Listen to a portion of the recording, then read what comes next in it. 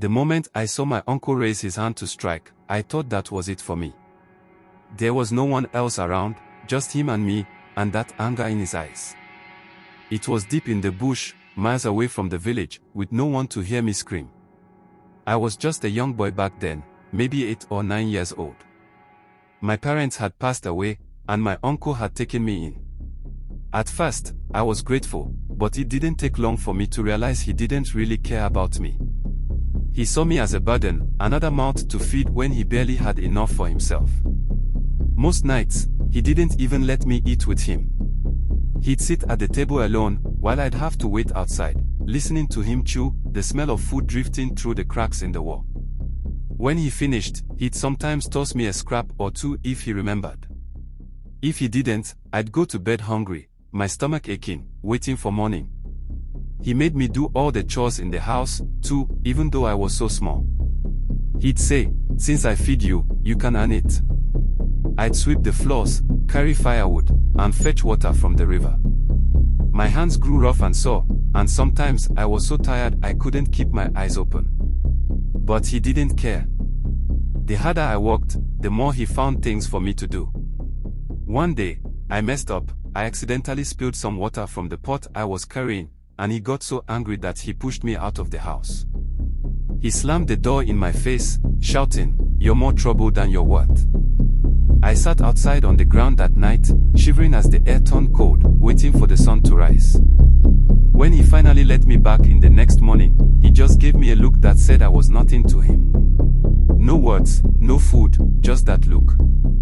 I felt trapped, knowing I had no one else to turn to. One day, he took me on a walk into the bush.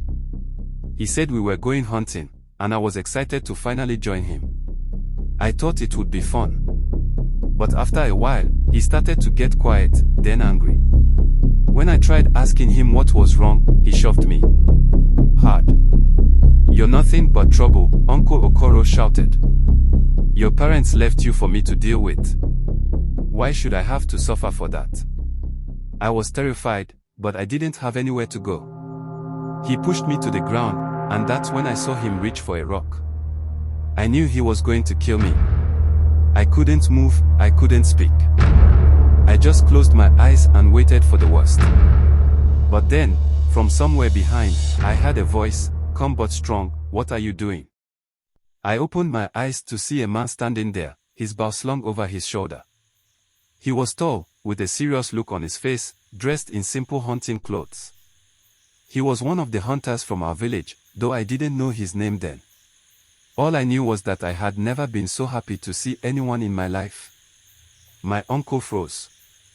He was scared, too, but he tried to play it off, laughing nervously.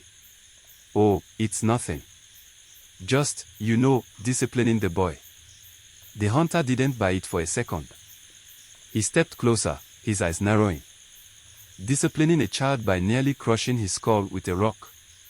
Doesn't sound like any discipline I know." My uncle stammered, trying to explain himself, but the hunter wasn't listening.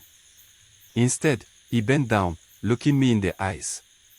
"Are you okay?" he asked softly. I nodded, though I was shaking all over. The hunter helped me to my feet, his hand firm and warm on my shoulder. "Come with me," he said. My uncle protested, but the hunter didn't pay him any attention. He just led me out of the bush, back toward the village. I clung to him like he was my only chance to survive. When we got back, he took me to the chief and told him everything he'd seen.